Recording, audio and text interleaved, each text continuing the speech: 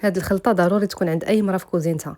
انا براسي ما كتفوتنيش، دائما كتكون عندي موجوده، كتسهل عليا الطياب وكيجي حتى لذيذ. داكشي علاش بغيت نشاركها معكم باش حتى نتوما توجدوها، خصوصا حنا مقبلين على الشهر الفضيل.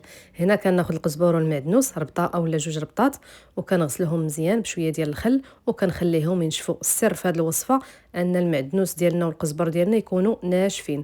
كنجيب الهشوار وكندير فيها واحد الراس ديال الثومه اللي نقيته، وكنزيد عليه الربيع تدريجيا شويه بشويه على حساب الهشوار ديالكم، وكنطحنوه مزيان وكنخليوه حتى كيولي كما هذا الشكل هذا كما كتشوفوا. هنايا كتلاحظوا ان الربيع ديالنا ناشف، لان كما قلت لكم اللي كيكون ناشف راه كيجي ناجح 100%. هنا كنجيب واحد القرعه اللي غسلتها وعقمتها، كندير فيها واحد شويه ديال الزيت، تقدروا ديروا غير زيت المائده، وكندير هذاك الربيع اللي قطعت وكنزيد عليه واحد المعلقه صغيره ديال الملحه وزيت العود من الفوق، لان كتعتبر بحال شي ماده حافظه، وكنخلطو مزيان كما كتشوفوا بالمعلقه. كنخلطو باش هذاك الزيت يتجانس معاه، وملي كنبغي ندخلو الثلاجه كنعاود نزيد عليه شويه ديال الزيت من الفوق، كيحافظ عليه وما كيخليهش يغمق. ممكن من طبيعه الحال تحتفظوا به في المجمد، ولكن تقسموه على قسم صغيره على القدر اللي غادي طيبوا به. وهذه هي الوصفه ديالنا، الصراحه كتكون سهله موجوده.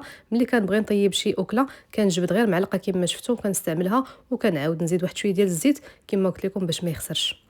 نتمنى تعجبكم الوصفه ديال اليوم، وحتى الوصفه الجايه ان شاء الله.